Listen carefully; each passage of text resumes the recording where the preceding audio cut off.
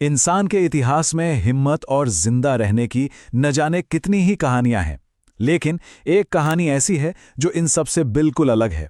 वो कहानी है सर अर्नेस्ट शैकल्टन और उनके जहाज एंड्योरेंस की।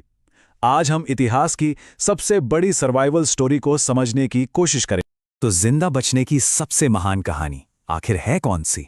देखिए, दावेदार तो कई हैं, पर एक कहानी ऐसी है जो हिम्मत, लीडरशिप और इंसान की सहनशक्ति की सारी हदों को पार कर जाती है। इस कहानी का जो पैमाना है ना, वो सच में चौंकाने वाला है। देखिए, प्लान क्या था? 120 दिनों में कोई 2900 किलोमीटर पैदल चलकर अंटार्कटिका को पार करना। और हकीकत बिल्कुल ही अलग थी। 497 दिन बर्फ में फंसे रहना, और उसके बाद एक छोटी सी नाव में 1300 किलोमीटर का एक ऐसा जानलेवा सफर जिसकी कोई कल्पना भी नहीं कर सकता। मतलब ये एक महाद्वीप को जीतने की कहानी नहीं रही, ये तो नामुमकिन को जीतने की कहानी बन गई। तो इस महागाथा का पहला चैप्टर शुरू होता है एक ऐसे लक्ष्य से जो सुनने में ही लगभग नामुमकिन सा लगता था। साल था 1914। सर अर्नेस्ट शैकल्टन अपने 28 जांबाज साथियों के साथ एंड्योरेंस नाम के जहाज पर सवार थे। उनका मकसद एक ऐसा रिकॉर्ड बनाना जो किसी ने सोचा तक नहीं था। इतिहास में पहली बार पूरे के पूरे अंटार्कटिका महाद्वीप को पैदल पार करना। जब वो इंसानी सभ्यता के आखिरी पड़ाव साउथ जॉर्जिया द्वीप पर पहुंचे, तो वहां के तजुर्बेकार वेलर्स ने उन्हें सीधी सीधी चेतावनी दी।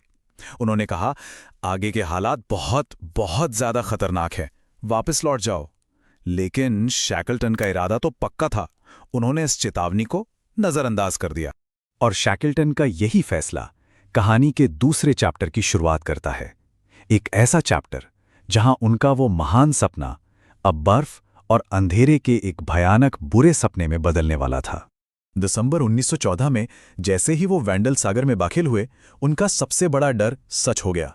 उनका जहाज बर्फ में बुरी तरह फंस गया, और फिर अगले 10 महीनों तक वो एक तैरती हुई बर्फीली जेल में बस बहते रहे।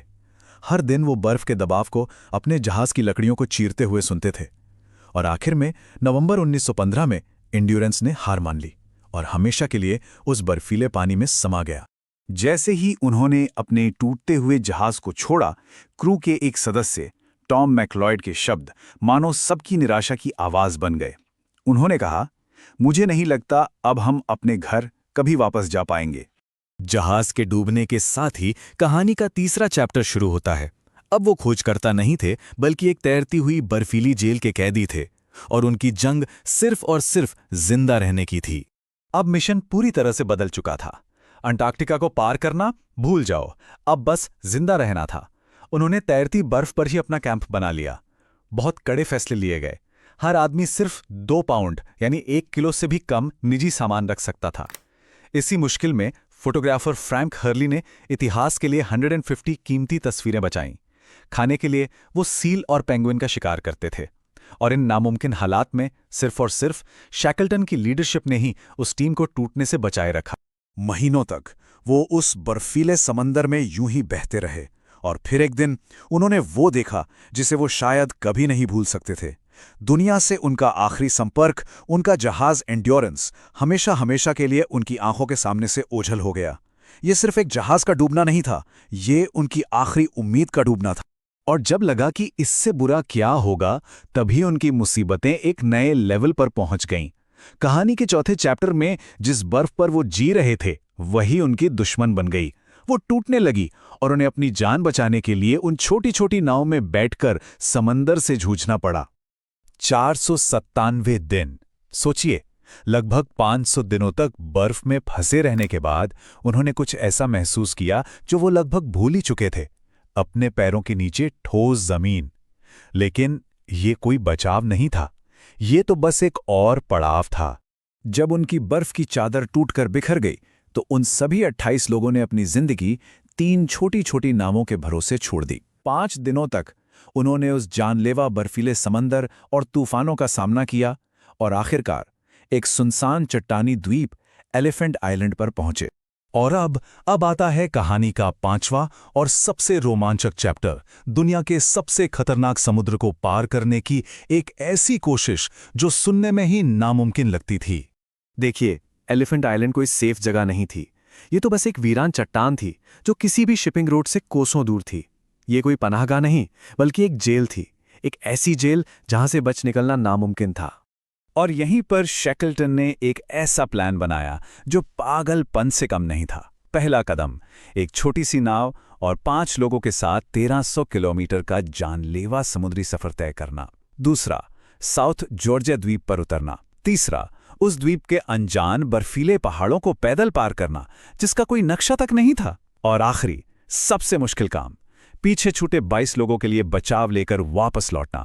पूरे 16 दिनों तक उनकी वो छोटी सी नाव तूफानी हवाओं और 12-12 मीटर ऊंची, मतलब पहाड़ों जैसी लहरों से लड़ती रही। हर पल मौत बिल्कुल सामने थी। और जब वो किसी चमत्कार की तरह साउथ जॉर्जिया पहुंचे भी, तो किस्मत ने एक और क्रूर मजाक किया। वो द्वीप के बिल्कुल गलत वीरान हिस्से पर उतरे थे। समंदर से अधमरी हालत में निकलने के बाद उन्होंने वो कर दिखाया जो आज भी नामुमकिन सा लगता है।